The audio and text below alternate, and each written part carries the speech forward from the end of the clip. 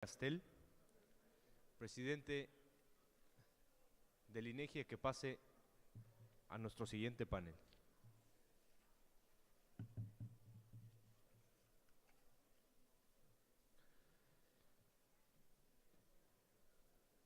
El doctor Julio Santaella es presidente del Instituto Nacional de Estadística y Geografía, INEGI, desde el 2016. Se desempeñó en el Banco de México como coordinador ejecutivo del Fondo Mexicano del Petróleo para la Estabilización y Desarrollo. Asimismo, en el ámbito académico ha sido investigador y docente en el ITAM, dirigió la coordinación del Centro de Economía Aplicada, encabezó la jefatura del Departamento Académico de Economía y fue director adjunto en el Centro de Análisis e Investigación Económica. Démosle la bienvenida al doctor Julio Alfonso Santaella Castel.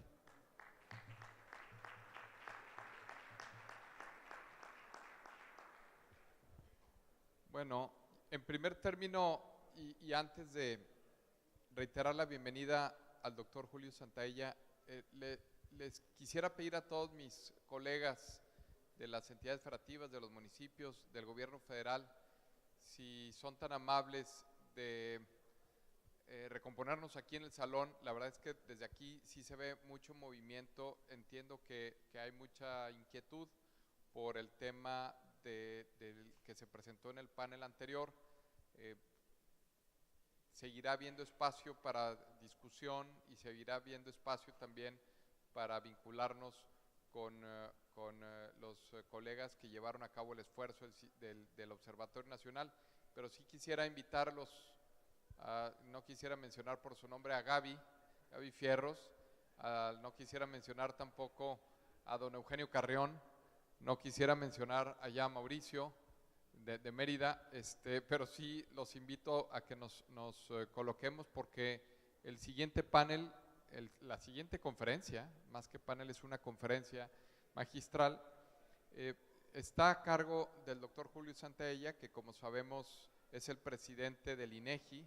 El INEGI sabemos la importancia, la reputación que tiene, sabemos que es un organismo con autonomía constitucional de mucho prestigio en México, de mucho prestigio internacionalmente, y que la calidad de sus estudios, de sus análisis, son fundamentales para todo el público, pero también particularmente para nosotros, quienes tenemos una responsabilidad en el servicio público a efecto de tomar información que nos permita entender lo que está sucediendo, lo que nos demanda la ciudadanía, y a partir de ahí generar política pública.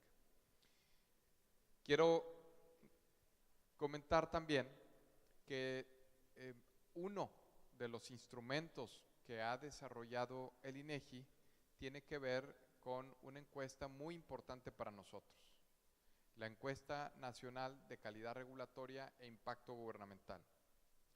Esta encuesta, que seguramente el doctor Julio Santaella hará referencia a la misma, es una encuesta muy importante, que costó mucho trabajo sacarla, que responde también a una instrucción del titular del Ejecutivo Federal, del señor Presidente de la República.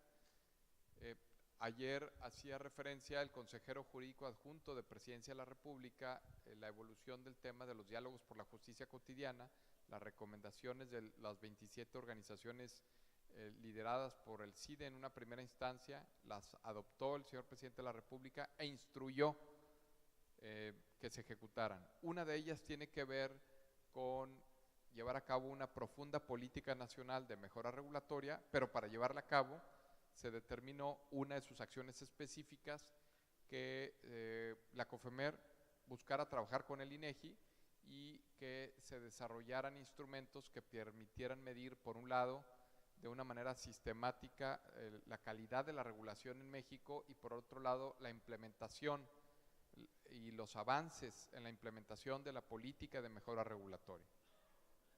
En relación con el segundo punto, es por lo que nos sumamos a la intención y al esfuerzo que había en el Consejo Coordinador Empresarial y en el CESP de crear un instrumento que midiera de manera sistemáticamente los avances en la implementación de la política de mejora regulatoria. Y en relación con el punto 1, pues precisamente se trabajó con el INEGI a efectos de que el INEGI pudiera llevar esta INCRIGE, que entiendo que es la segunda encuesta, el segundo censo económico más amplio de México, y que solamente en lo que es de nuestro conocimiento, solamente Reino Unido ha llevado un ejercicio de esta naturaleza y que nos va a permitir conocer la percepción de la calidad regulatoria. Para nosotros es muy significativo que el presidente del INEGI haya dejado otras ocupaciones, que estaba convocado también en otros lugares del país y que finalmente determinó venir aquí con nosotros y poder llevar a cabo sus reflexiones que son para nosotros muy valiosos. Entonces me siento muy distinguido, muy honrado, muy agradecido, doctor, que hayas aceptado acompañarnos, y te vamos a escuchar con mucha atención lo que tengas que decir, porque lo que tienes que decir para nosotros es oro molido para los trabajos que permanentemente quienes estamos aquí somos parte importante de la política de mejora regulatoria. El piso es tuyo, bienvenido, muchas gracias.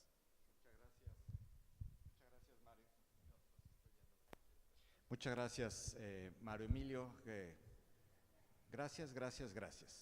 Gracias primero por la invitación a participar en este Congreso Nacional de Mejora Regulatoria. Gracias por tus amables palabras que acabas de vertir sobre mi persona, sobre el trabajo. Pero más importante, gracias a la colaboración de COFEMER para poder producir, generar y ahora difundir, analizar esta encuesta nacional de calidad regulatoria e impacto gubernamental en las empresas 2016. Es un ejercicio inédito, es el primero en su tipo que se realiza, y para ello contamos con el trabajo y con el apoyo incluso económico de parte de COFEMER y de la Secretaría de Economía, lo cual pues es fundamental para poder materializar este trabajo. Este trabajo, déjenme hacer un par de comentarios previos. Estoy aquí predicando a los conversos. Ustedes saben perfectamente cuál es la importancia de la regulación, qué significa. Al final del día, como ustedes lo saben, es buscar que la intervención regulatoria pues sea para el bien común, ¿no? Tener el menor tipo de injerencia sobre la vida cotidiana de los ciudadanos y las empresas, de tal manera que prospere el bienestar de todos los individuos a través de las distintas interacciones y actividades que solemos tener. En el ámbito económico, por supuesto, a través de la inversión, generando eficiencia, productividad y, por lo tanto, empleo, innovación y otra serie de elementos, ¿verdad? Entonces, en ese contexto fue que ya lo mencionó Mario Emilio, se dieron estos foros de justicia cotidiana donde se generó un momentum y una instrucción para poder tener una medición de la calidad regulatoria. Y esto dio origen a lo que llamamos ahora ENCRIGE, Encuesta Nacional de Calidad Regulatoria e Impacto Gubernamental en las Empresas. Sí comento que este es un ejercicio paralelo y complementario a una encuesta similar que tiene el INEGI, que le llamamos ENSIG, Encuesta Nacional de Calidad e Impacto Gubernamental, pero esa está destinada a los hogares o a los ciudadanos, ¿no? Entonces, esto que se comentaba acá por parte de algunos otros comentaristas en el panel anterior, es lo que viene haciendo el INEGI, la ENSIG, toma en cuenta la interacción entre el ciudadano y sus autoridades, y esta nueva que dimos a conocer a mediados de este año y que les presento el día de hoy, tiene que ver la interrelación ahora entre las unidades económicas o las empresas y sus distintas autoridades, ¿no? Ahora, aquí es bien importante algo que ustedes vienen destacando, pero trabajando, conocen perfectamente, pero con mucha frecuencia se olvida, es que este tipo de interacciones no ocurren en el vacío, sino tenemos que ser concretos y aterrizar a una serie de trámites, pagos, servicios e inspecciones que conforman el marco regulatorio para poder con ese esquema hacer una medición que nos permita ir más allá de alguna percepción más genérica, ¿no?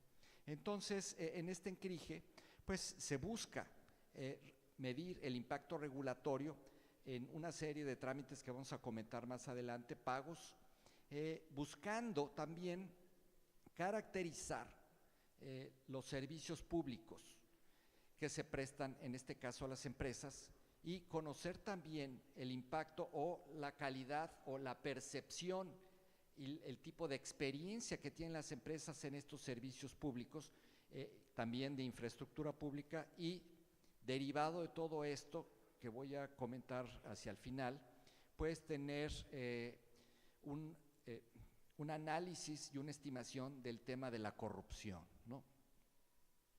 Entonces, el objetivo de este encrije era generar información estadística sobre experiencias que se dan en esta interacción entre las unidades económicas del sector privado y el gobierno en una serie de trámites y servicios que conforman el marco regulatorio, ¿no?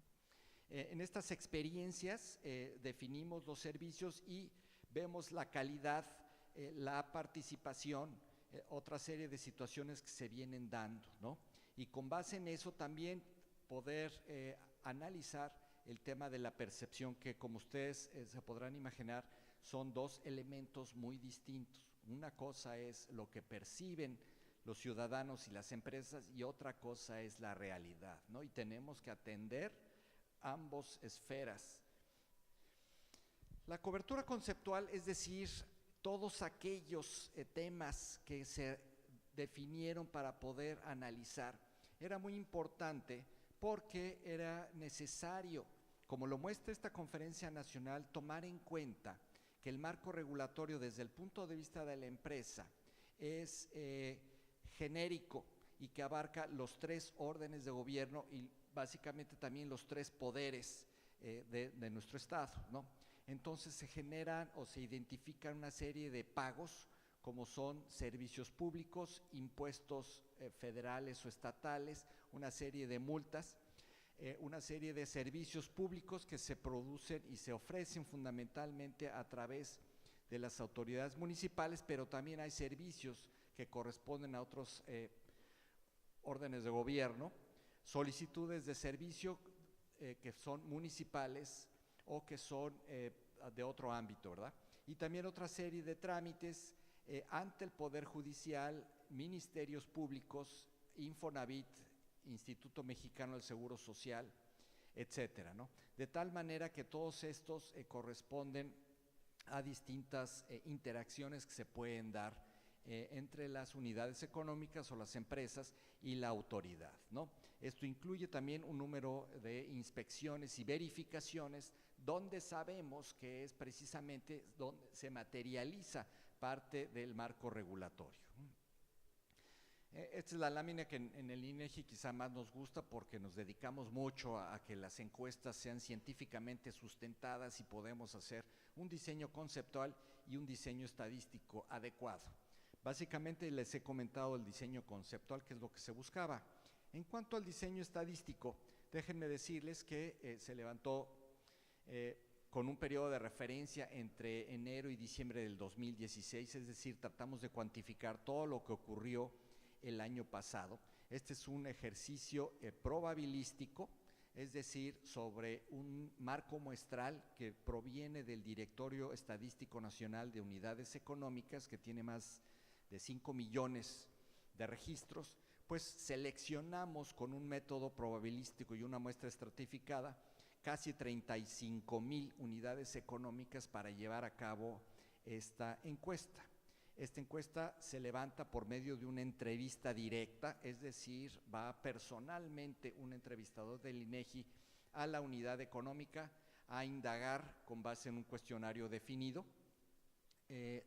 Incluye solamente unidades económicas del sector privado y tiene una representatividad por sectores y por tamaños de las empresas, ¿no? Tenemos al tamaño micro, pequeño, mediano y grande. Y esto es muy, muy importante cuando hablemos de la regulación. No es lo mismo la regulación para una empresa pequeña que para una empresa grande.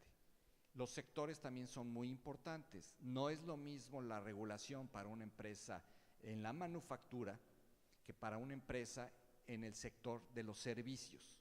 Y este tipo de elementos son muy importantes cuando ustedes piensen en la calidad regulatoria.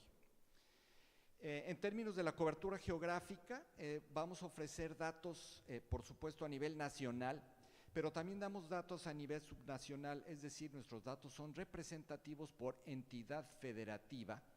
Y luego también, en colaboración con COFEMER, se seleccionaron 42 municipios o delegaciones que se consideraron de importancia estratégica.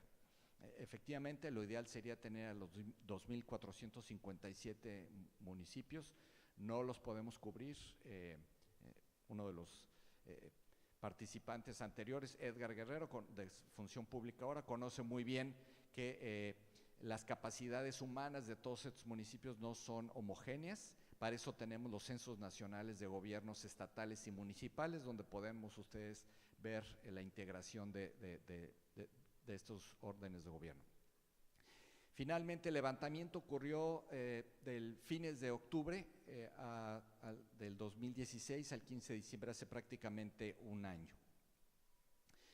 Estos son los municipios que se seleccionaron y delegaciones. Tenemos casi en todas las entidades federativas, pero no en todas: Tijuana, Mexicali, Hermosillo, Juárez, Chihuahua, Culiacán, Torreón, Saltillo, Monterrey, Reynosa, Aguascalientes, San Luis Potosí, etcétera. En la zona conurbada de la Ciudad de México, del Valle de México, Ecatepec, Cuauhtémoc, Tlalnepantla, Azcapotzalco, Naucalpan, Miguel Hidalgo, Álvaro Obregón, Iztapalapa, Coyoacán, Tlalpan, Nezahualcóyotl. En el estado de Quintana Roo no tenemos un municipio representativo. Mérida es el municipio en el cual en la península sí tenemos estos datos. Sin embargo, quiero llamar su atención a un dato muy importante que está en el recuadro. A nivel nacional tenemos 4.5 millones de unidades del sector privado, es decir, ese es el marco muestral. Lo importante es que casi el 96% son microempresas, es decir, tienen por su tamaño de empleados 10 o menos empleados. Esto es fundamental por varios aspectos. Cuando yo estoy diseñando un marco regulatorio, ¿a quién quiero regular? ¿A los pequeños, a los medianos o a los grandes? Muchas de estas empresas pues tienen distintos grados de formalidad. En este estudio no vamos a entrar en ese tema, pero sí es importante tomar en cuenta que pues estas microempresas, el 95% de la muestra, pues están sujetos a un grado de regulación muy distinto a las empresas grandes. Y por lo tanto es necesario hacer una segmentación del análisis por el tamaño de la empresa. La gran mayoría son pequeñas, pero probablemente las de mayor impacto son las empresas grandes. Y por lo tanto tenemos que ser cuidadosos al momento de diseñar la regulación, ver el impacto y las respuestas que se están realizando, ¿no? 48% de las unidades económicas se ubican en el sector comercio. Así que esto también es muy importante, ¿no? Ya nos comentaban en Aguascalientes una nueva regulación para las tiendas de conveniencia, ¿no? Tiene que ver con este tipo de cosas. Somos un país de comerciantes.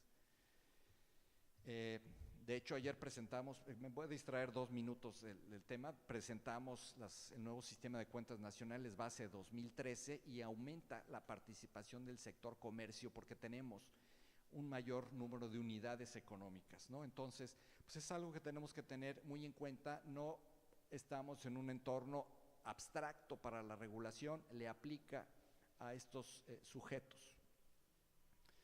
¿Cuáles son los principales resultados? Aquí es donde normalmente se genera mayor interés, pero es necesario haber dado las aclaraciones anteriores para que puedan poner ustedes en el debido contexto algunos de los datos que les voy a dar, ¿no?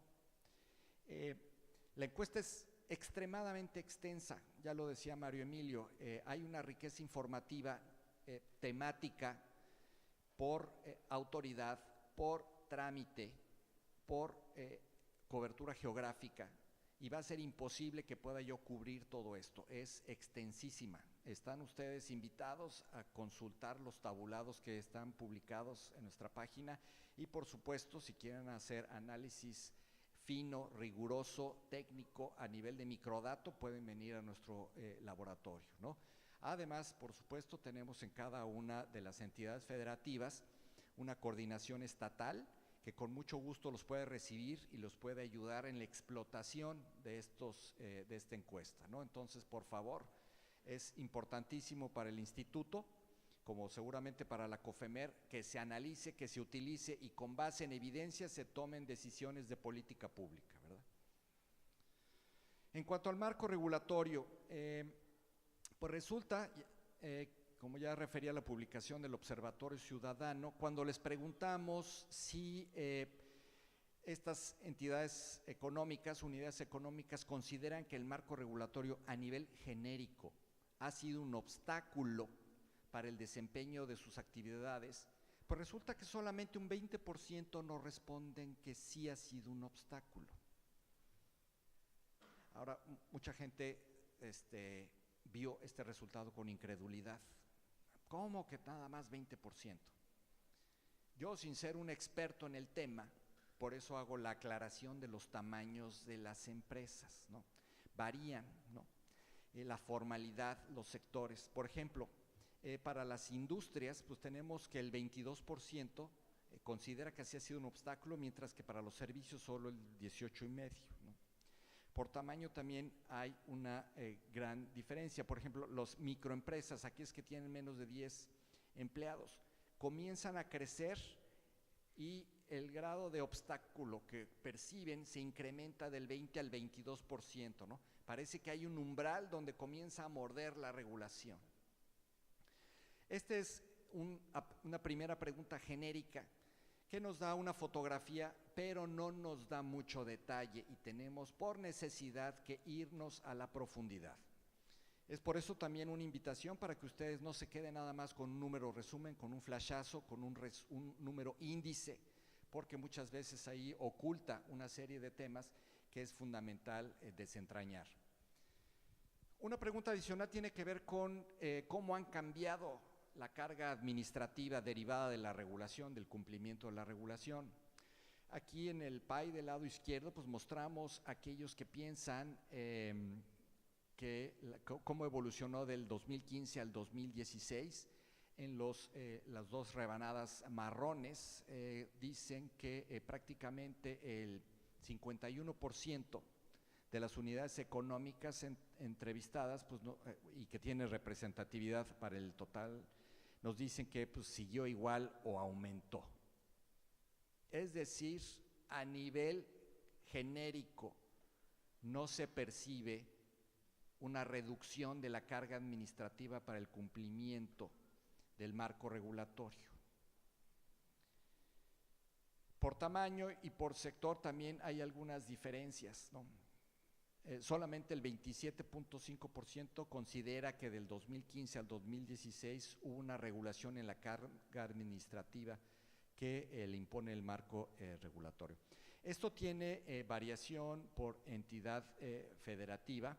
Aquí, por ejemplo, los colores más claros son aquellas entidades donde tenemos un menor número de opiniones desfavorables respecto a la evolución del marco regulatorio. Déjenme destacar, por ejemplo, el caso de Sonora, Nuevo León, Tamaulipas, Hidalgo y Tlaxcala, mientras el color más oscuro, el gris, son aquellas entidades donde tenemos opiniones más desfavorables respecto a la evolución 15-16 del marco regulatorio: Chihuahua, Jalisco, Guanajuato, Chiapas, Campeche y también el estado que nos acoge el día de hoy, Quintana Roo.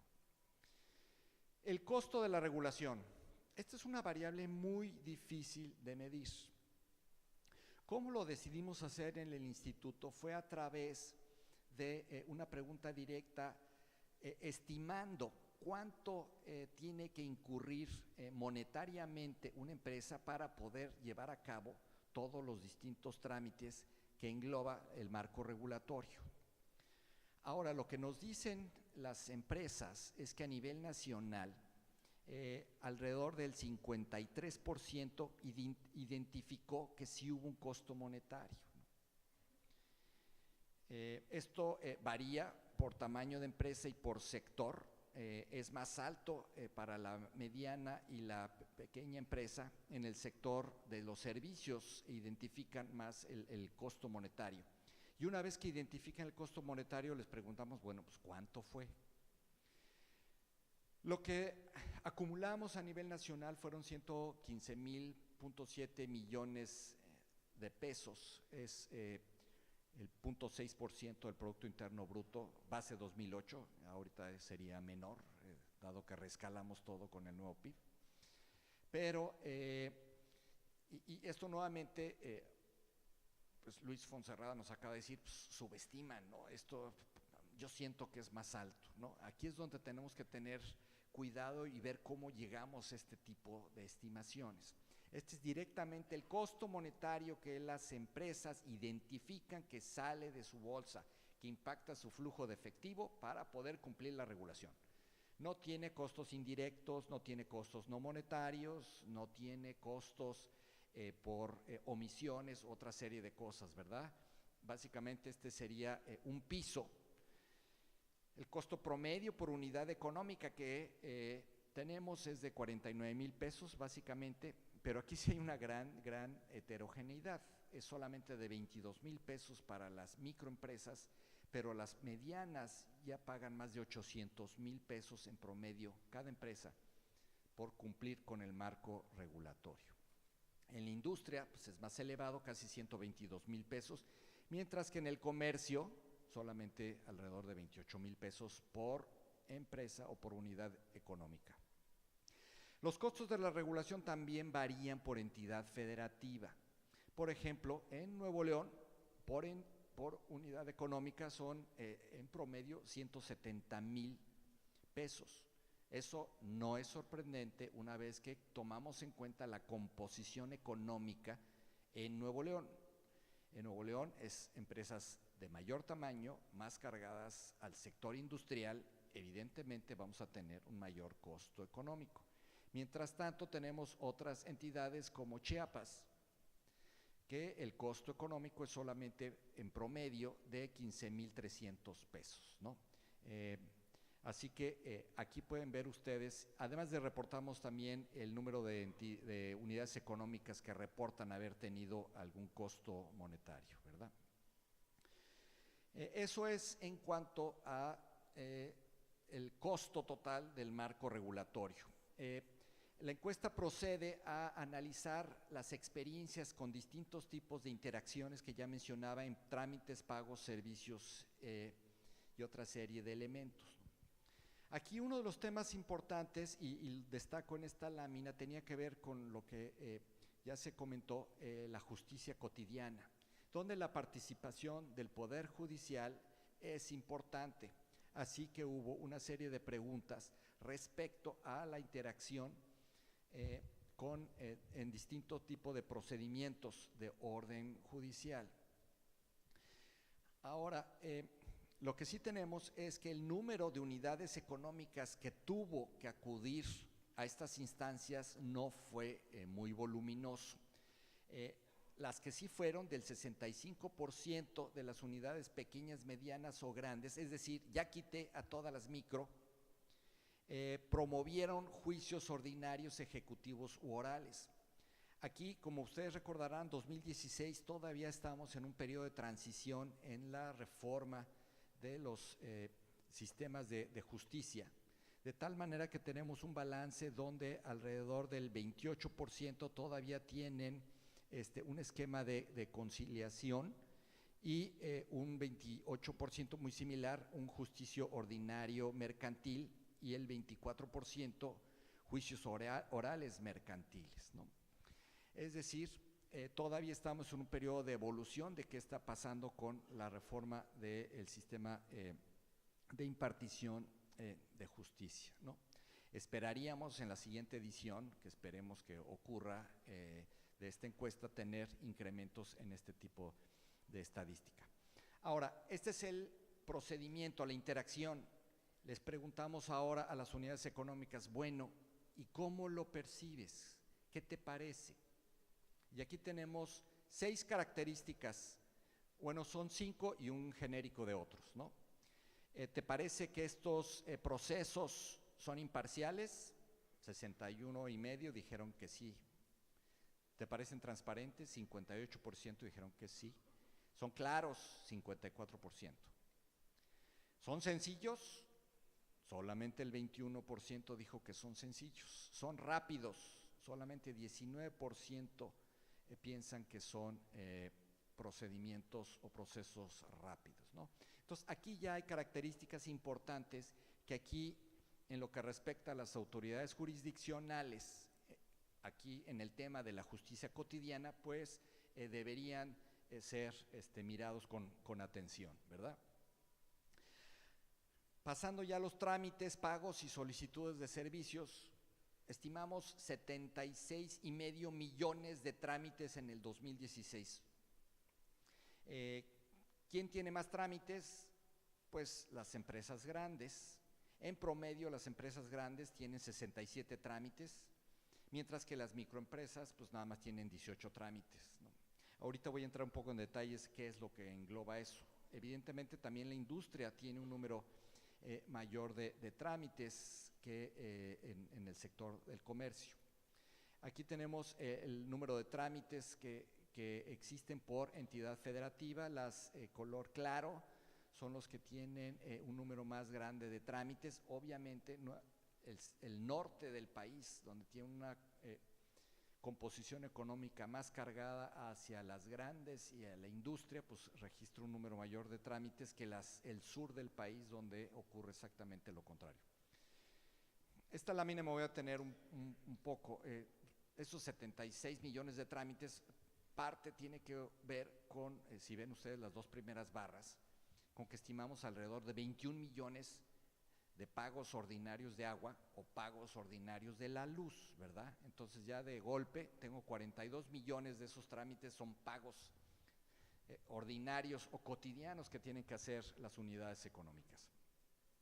Donde quiero llamar su atención es en la leyenda que viene en el lado izquierdo de cada una de esas barras, donde identificamos el ámbito de cada uno de estos pagos, ¿no? F son trámites federales, E son los trámites estatales y M los trámites municipales, porque aquí cada quien se pone el saco que le queda, ¿no? Al final de cuentas, desde el punto de vista de la empresa, pues ellos o ellas saben que solo tienen una autoridad de frente, les cuesta trabajo distinguir si es federal, municipal o estatal, ¿verdad?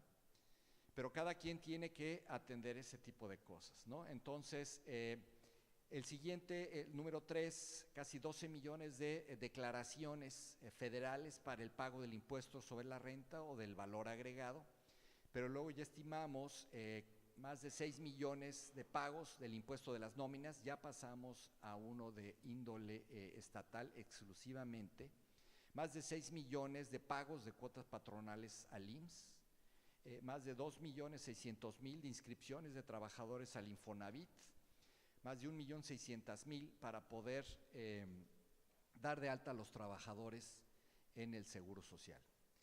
Tenemos 430,000 registros al Sistema Integral de Economía Empresarial Mexicano, ¿no? 714,000 aperturas de establecimientos que son a nivel municipal, ¿no? Entonces, aquí lo importante es que en esta encuesta pueden ver ustedes, a ver, a nivel municipal, qué es lo que tenemos, cómo nos vemos, cómo nos calificamos. Estos son los principales trámites, estas son las principales experiencias y son las principales evaluaciones. Esta lámina también es muy importante porque nos dice la modalidad de interacción que se da entre la empresa y la autoridad. Resulta que a nivel nacional el 40% de estas unidades económicas sigue realizando sus trámites en las instalaciones del gobierno, mientras que solamente el 23% la realiza por medios electrónicos, concretamente del Internet. Aquí hay un espacio para la mejora regulatoria, pero dependerá mucho de las condiciones locales que existen en cada municipio o entidad federativa. Hay algunas donde se prefiere, pues, en razón de la cultura, de la distribución geográfica, pues el contacto personal, y en otras donde por congestión, conglomeración, otra serie de factores, pues se prefiere el Internet, ¿no? Lo que sí es muy claro es que la interacción, la modalidad, puede tener incidencias en materia de corrupción, como ustedes lo pueden ver más adelante, ¿no? En cuanto al gobierno electrónico, ya decía yo, el 22% de las unidades económicas tuvo alguna interacción a través de Internet. ¿Para qué lo hicieron? 13% dijo que llenaron, enviaron formatos para hacer trámites, 12% para hacer consultas en función de distintas actividades del negocio, la planeación, toma de decisiones, el 10% para hacer consultas de información gubernamental genérica, y el 2% presentaron quejas o denuncias, ¿no? Entonces todavía falta promover ese tipo de contacto por estos medios, ¿no? ¿Cuál es la experiencia que tuvieron al hacer estos trámites a nivel genérico, ¿no? El 75%, recuerden, estamos hablando de estos 76 millones de trámites, incluyendo 42 millones de pagos de agua y luz. De todo ese universo, 75% nos dijeron pues, que no hubo problemas, pero el 25% sí identificó problemas. El más importante son barreras al trámite, que tiene que ver con filas largas, que me llevan de una ventanilla a la otra, etcétera. 29% hubo problemas con los sistemas, es decir, con las tecnologías de información y comunicación, y 26% con asimetrías de la comunicación, que tiene que ver con aclaraciones telefónicas, con falta de claridad en los trámites que se están requiriendo, en la información, los documentos que se están solicitando, etcétera, ¿no? La última parte de mi presentación tiene que ver con la corrupción. La corrupción no es un fenómeno sencillo, ¿no? A nivel genérico se entiende como aquellos actos donde se utiliza el poder público para obtener un beneficio privado del servidor público, ¿no? La ENCRIGE, de manera natural, al darnos una interacción por servicio, por trámite entre una unidad económica y el gobierno, pues presenta una oportunidad para identificar la percepción de los establecimientos y luego si hubo un acto de corrupción o no lo hubo, ¿no? Es decir, buscamos estimar en qué trámites, en qué servicios o en qué inspecciones, no hice referencia a esos resultados, pero también vienen aquí, se da con más frecuencia el fenómeno de la corrupción. Ahora, sí es muy importante que para términos del ENCRIGE, esta es toda la tipología de lo que se considera corrupción en el sistema jurídico mexicano. Solamente nos vamos a referir al soborno, cohecho, mordida, coima sobre los trámites, ¿verdad? Es decir, solo es un pequeño espacio que es lo que se puede suscitar en esta serie de trámites que estamos manejando, ¿verdad? Medir la corrupción es muy difícil. La corrupción es uno de esos fenómenos que son de índole socialmente negativa y que por lo tanto es difícil que los individuos, las empresas, revelen con precisión la verdad de lo que está ocurriendo. Aquí hay un tema adicional, que hay una corresponsabilidad entre el corruptor y el corruptible, de tal manera que el informante pues también se cohíbe para darnos a conocer que está siendo partícipe de una ilegalidad, de un delito, o simplemente, en el menor de los casos, de una inmoralidad, ¿verdad? Por esta razón, la manera como las agencias de estadística hemos decidido entrar a este tema es poner al informante, en este caso a la unidad económica, en el banquillo de víctima. La unidad económica se trata no como un corresponsable, sino como una víctima de corrupción en un acto de autoridad. Para llegar a este paso, pues, seguimos una estrategia. El primer paso es recordar a los informantes que la corrupción principalmente tiene un punto de partida en la responsabilidad del servidor público, ¿no? Y entonces aquí hay un texto muy largo, digamos, que se les lee antes de preguntarles. Tomen en cuenta que el servidor público puede ser un policía, bla, bla, bla, bla, bla. Ahora bien, para realizar o agilizar un trámite, un servidor público le puede solicitar o insinuar de una manera indebida pues, algún beneficio, ¿no? Como puede ser un soborno o una mordida.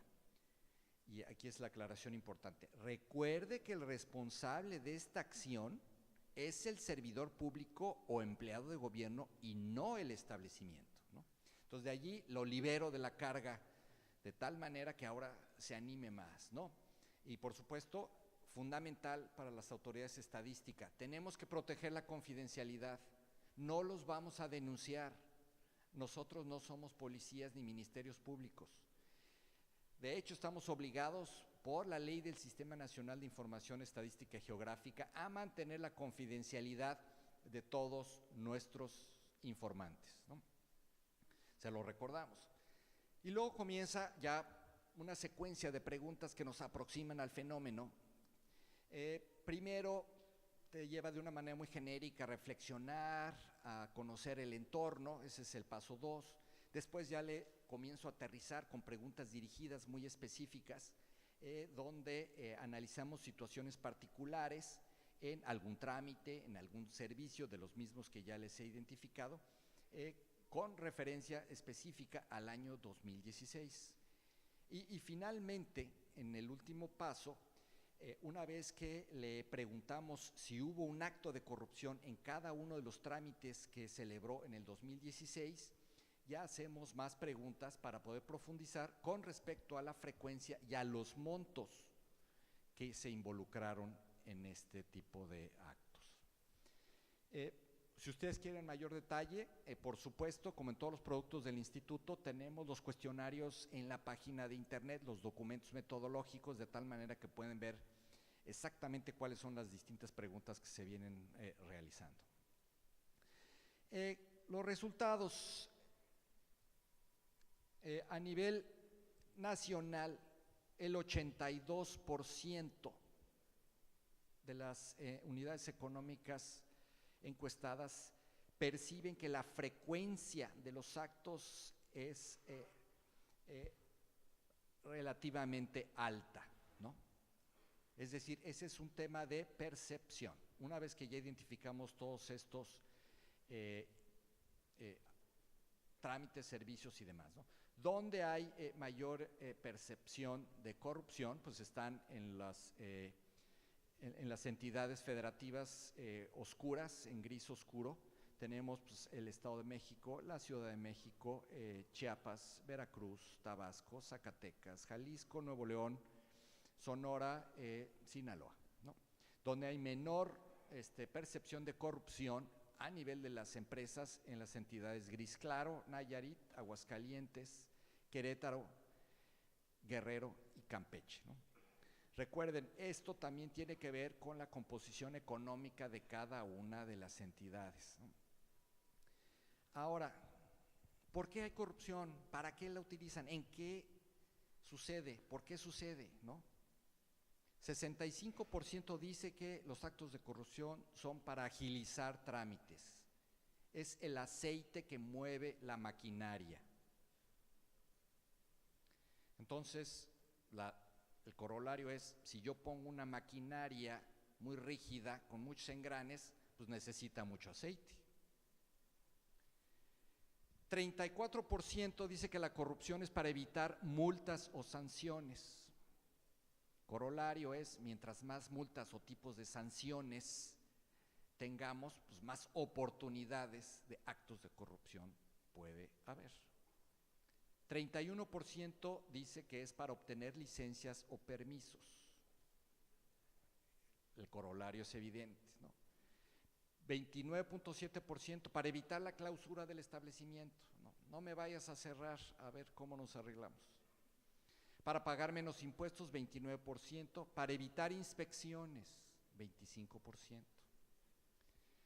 Para obtener un servicio, 22%. Para evitar el cumplimiento de la ley, 18%. Para ganar contratos gubernamentales, 14%. Muy importante para las licitaciones de la obra pública. Y para participar en licitaciones, nuevamente 13%.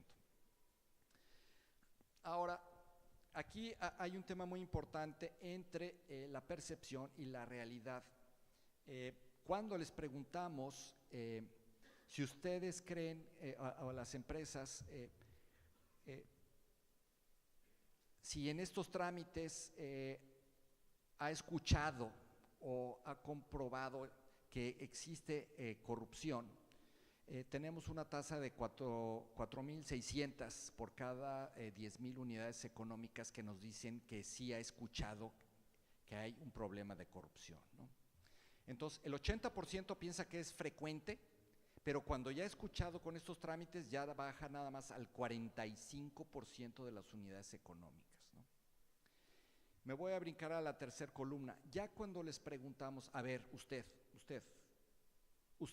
ha sido víctima, recuerden, es un tema de victimización, y ha tenido que, ha sido víctima de un acto de corrupción por parte de una autoridad, solamente 561 por cada 10,000 habitantes ha sido víctima de la corrupción.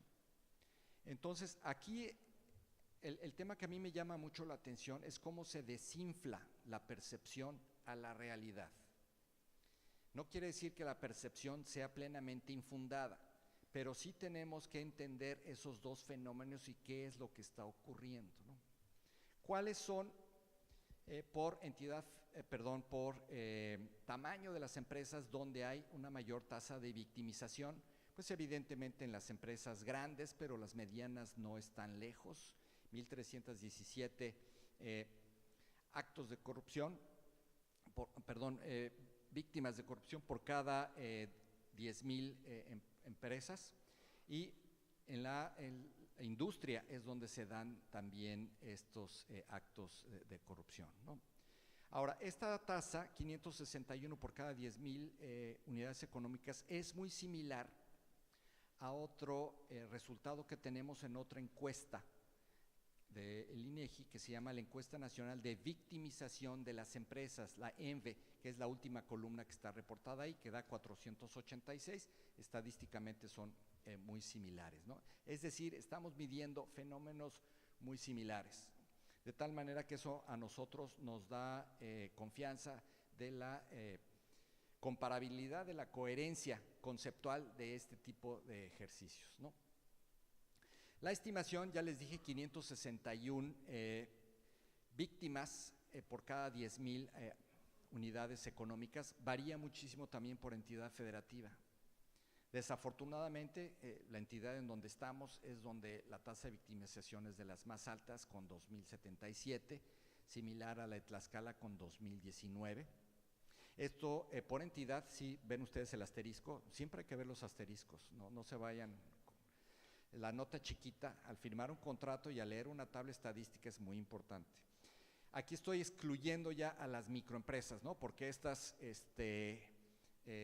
no tienen representatividad estadística, entonces aquí solamente se refiere para las pequeñas, medianas y grandes.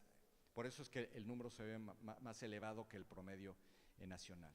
Entonces, para las pequeñas, medianas y grandes tenemos mayores tasas de victimización en materia de corrupción en Quintana Roo, Tlaxcala, pero también destacan el Estado de México y Guerrero y la Ciudad de México, y menores tasas de victimización en entidades como Nuevo León y como Hidalgo y Jalisco, ¿verdad? Por entidad, por tamaño, ya lo refería yo, es más importante o más fuerte la tasa de victimización en las grandes y en la manufactura. En la industria, no es necesariamente manufactura, ¿no? Ahora, uno de los actos importantes tiene que ver con los actos de corrupción. La tasa anterior es el número de víctimas y aquí es el número de actos de corrupción por cada 10,000 unidades económicas. Entonces, por cada 10,000 empresas, tengo 3,000 actos de corrupción, ¿no? Entonces, pues cada empresa es más de una vez sujeta a los actos de corrupción, donde se da más nuevamente para las pequeñas, medianas y grandes, nuevamente excluyendo las microempresas, donde ocurren más actos de corrupción, pues ahí ya tenemos a Guerrero, a Tlaxcala, a Quintana Roo, y donde tenemos menos actos de corrupción, pues ya está Baja California Sur, Campeche, Hidalgo y Yucatán, Sinaloa también, ¿no? Costo de la corrupción. Es una variable que fue muy difícil de estimar y por eso para mandar el mensaje de que hay respuestas muy dispersas, lo presentamos con un intervalo de confianza al 90%. A nivel nacional se estima un promedio de 12,243 pesos por acto de corrupción. Ustedes dirán, no, pues no suena mucho, ¿no? Pero les digo, hay gran dispersión. Ese a nivel nacional pues corre del 10,000 a 14,000 pesos, pero tenemos entidades donde hay fluctuaciones muy grandes. Sinaloa pues pasa de 10,000 a 20,000, en San Luis Potosí pasa de 24,000 a 39,000, Quintana Roo, ahí no se recomienda porque en realidad se dispara, seguramente hay lo que llamamos nosotros una observación aberrante, que nos reportó un acto de corrupción muy, muy fuerte, pero pues la estimación nos da entre 31,000 y 263,000 pesos, ¿no? Los actos de corrupción también son, el costo de la corrupción es más grande para la empresa, en este caso mediana, aunque tiene ahí un asterisco que tenemos que leer nuevamente, y en la industria, ¿no? Donde hay, ¿cuáles son las experiencias de corrupción por tipo de trámite, ¿no? ¿Dónde hay más actos de corrupción? Bueno, pues en el contacto con las autoridades de la seguridad pública. Recuerden ustedes, aquí analizamos muchos servicios públicos y uno de ellos tiene que ver con la provisión de seguridad pública, que tiene que ver con el ámbito municipal y el ámbito estatal. Pues aquí el número de actos, la tasa es de 2,753 actos de corrupción por cada 10,000 unidades económicas. Luego viene un par de trámites que son de ámbito federal y estatal, que son el inicio o seguimiento de averiguaciones previas o carpetas de investigación. Tiene que ver con el agencia investigadora, Ministerio Público, Fiscalía General, de cada una de las entidades donde tenemos una tasa de victimización de 1,600. Muy similar a también ámbito estatal y federal, los procesos judiciales, laborales o mercantiles distintos de los juicios, que ahora tiene que ver con el Poder Judicial. Y esto es muy importante porque son ámbitos que muchas veces rebasan a la competencia de las autoridades de fomento económico o de desarrollo económico, pero que inciden fuertemente seguridad pública, impartición de justicia, procuración de justicia, y es donde estamos viendo el mayor número de actos que están ocurriendo allí, ¿no? Es una lista muy larga, muy interesante, no me voy a detener en todo esto, pero pueden ustedes ver con todo detalle, ¿no? Evidentemente la presentación también se queda, también tenemos publicados los boletines en nuestra página, ¿no? Aquí lo dejaría yo, Mario Emilio. Muchas gracias.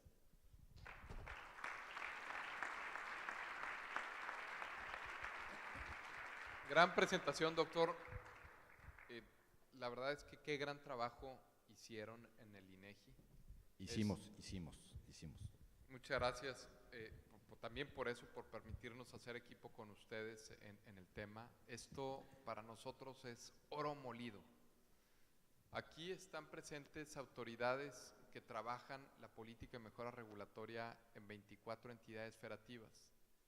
Y seguramente algunos podrán decir, después de presentar los resultados del observatorio y luego estos resultados se puede percibir, me parece, de dos formas. Uno, que se te caen las alas del corazón porque dicen, oye, estoy trabajando intensamente y los resultados son contundentes, o lo otro, que es como yo lo percibiría, es qué gran instrumento tengo aquí enfrente para poder yo promover y para poder señalar con todos los reguladores que tenemos en cada municipio, en cada entidad federativa y en el orden federal, que no podemos estar orgullosos de lo que hemos alcanzado hasta ahora en la implementación de la política de mejora regulatoria, que hay muchísimo por hacer.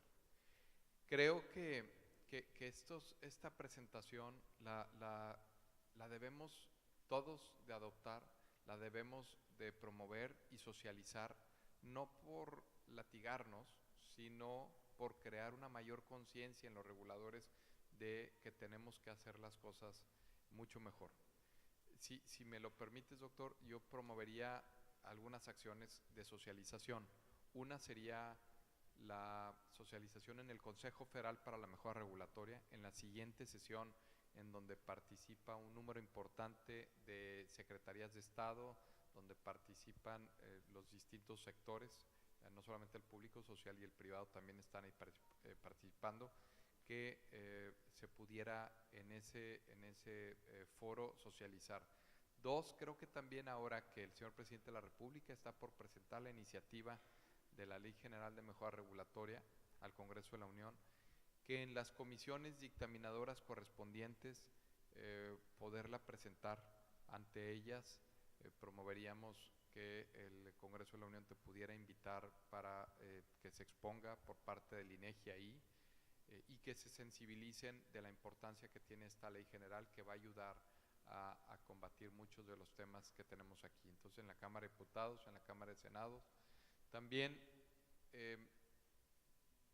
solicitarles a nuestros colegas de las entidades federativas y de los municipios que esta encuesta la lleven a esos consejos, a los consejos estatales y a los consejos municipales, a las legislaturas de sus respectivas entidades federativas, para elevar el nivel de conciencia y el perfil político de la agenda de la política de mejora regulatoria, importantísimo, para que a partir de ahí, esto que es oro molido para nosotros, se puedan tomar decisiones importantes.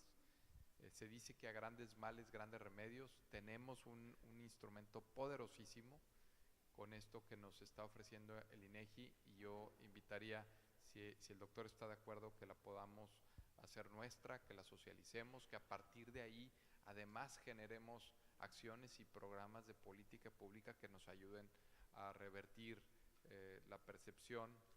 Se dice que las percepciones luego son realidades, que con base en percepciones se toman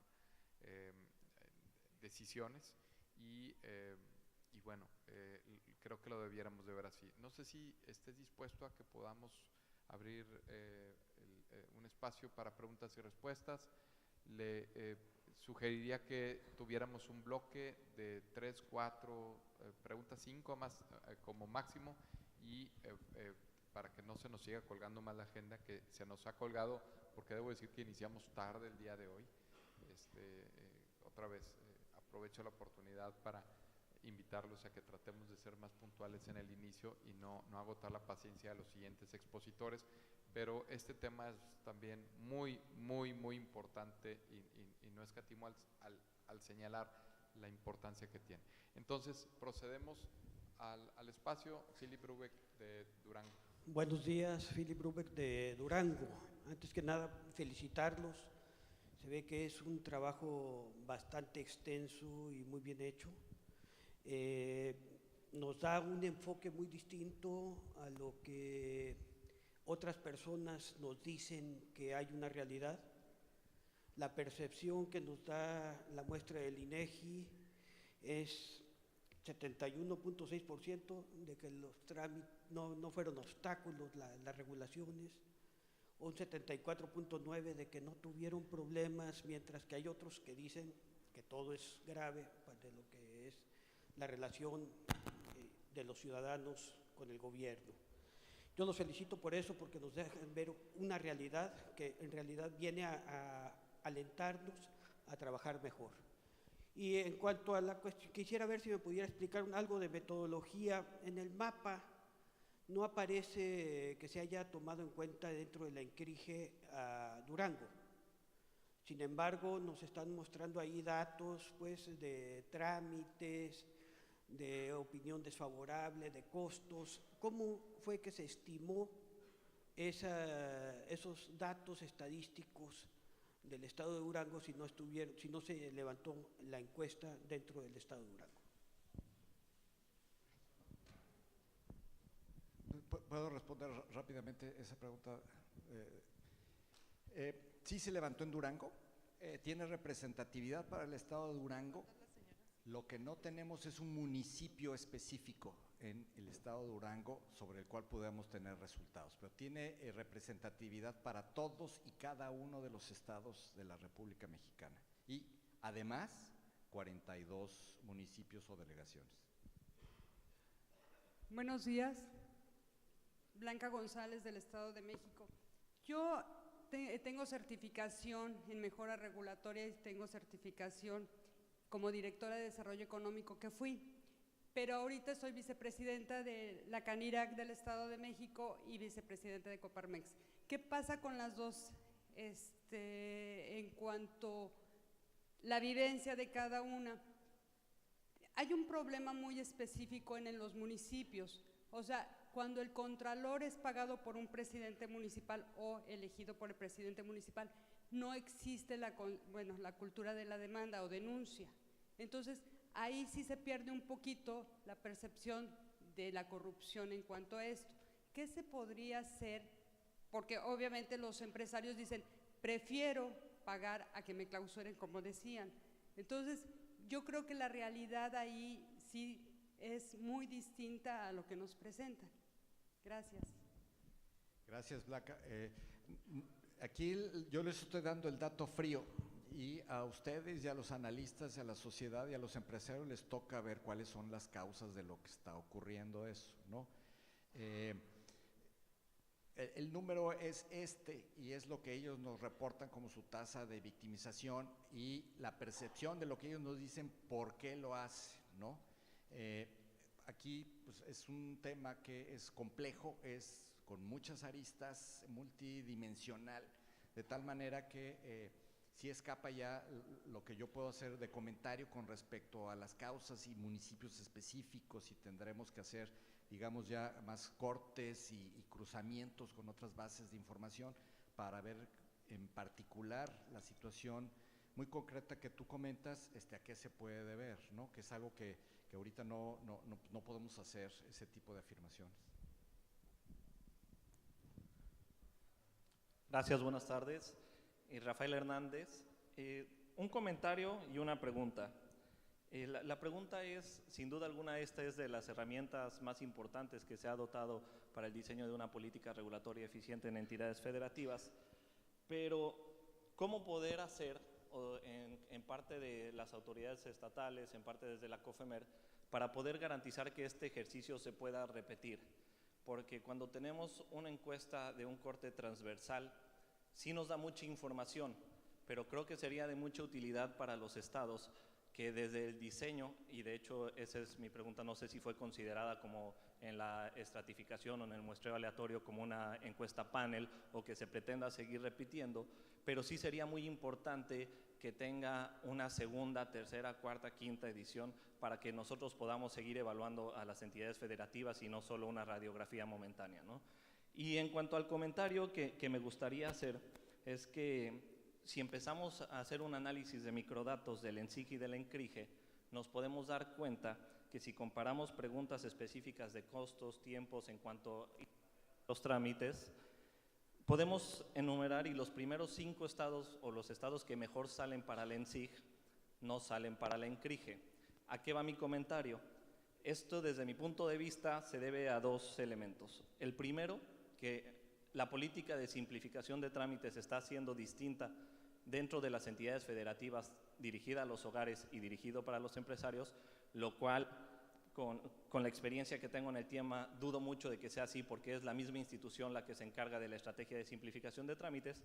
O la otra posibilidad que a mí se me ocurre es que la eficiencia de las instituciones que presentan estos trámites o que dan seguimiento a este trámite es distinto, ¿no? Entonces, este tipo de análisis, y lo dejo como un comentario, debería de ser un elemento que se deba de considerar en las entidades federativas para que las propuestas de simplificación también vayan acompañadas de formación de capacidades para las personas entre las distintas dependencias estatales que tienen el contacto con el ciudadano, ¿no? Creo que analizar la ENCRIGE y la ENSIC de esta manera nos va a llevar a resultados de política pública bastante eficientes. Muchas gracias por el comentario y la pregunta. El plan, como hemos platicado con Mario Emilio, pues es tener un siguiente levantamiento, ¿no? La ENSIG, que es la de calidad regulatoria e impacto gubernamental, calidad e impacto gubernamental en los hogares o en los ciudadanos. Esa ya es información de interés nacional que se viene levantando de manera cada 2 años, ¿no? Esta CRIGE es la primera edición, y pues la idea sería repetirla en un año adicional. Sí es un ejercicio costoso, o sea, necesitamos suficiencia presupuestaria de todos los participantes para poder llevarlo a cabo. A lo mejor es una sugerencia para la reforma legal que se tiene que hacer. No es un estudio longitudinal en el sentido que estemos siguiendo a la misma unidad económica a lo largo del tiempo, no está diseñado de esa manera, pero sí está diseñado para tener fotografías digamos, cada 2 o cada 3 años respecto a este mismo fenómeno, de tal manera que podamos hacer un seguimiento del fenómeno a lo largo del tiempo, ¿no? Que sea comparable en ese aspecto. También comparable en el espacio, de tal manera que sean los mismos conceptos. Sobre el comparativo entre el ENSIG y la ENCRIGE, pues esa es una de las riquezas que tenemos ahora para poder comenzar a analizar, hacer este tipo de cruces. No tengo una respuesta por qué en una encuesta sale de una manera y en la otra diferente, pero sí es algo que precisamente tenemos que comenzar a analizar, ¿no? De una manera sistemática, rigurosa, técnica, donde podamos ver dónde hay complementos, dónde hay posibles puntos de análisis que a lo mejor requiere una reformulación sin perder toda esta riqueza del ejercicio, ¿no? Bueno, pues muchísimas gracias, doctor, por tu presentación. Una vez más te agradezco el enorme esfuerzo y la posibilidad el esfuerzo además por acomodar tu agenda. Sé que eran muchos los compromisos en el mismo momento y pues, no tenemos el don de ubicuidad, pero te agradecemos que hayas elegido este foro para poder compartir con nosotros esta encuesta que de nuevo es muy importante para todos nosotros. Gracias a ti, Mario Emilio, y aprovecho para responderte. Con mucho gusto acudiremos a convocatorios, invitaciones a volver a presentar y a socializar este ejercicio. Creo que es muy importante darlo a conocer, explotarlo, así que estaremos haciendo la chamba correspondiente. Gracias.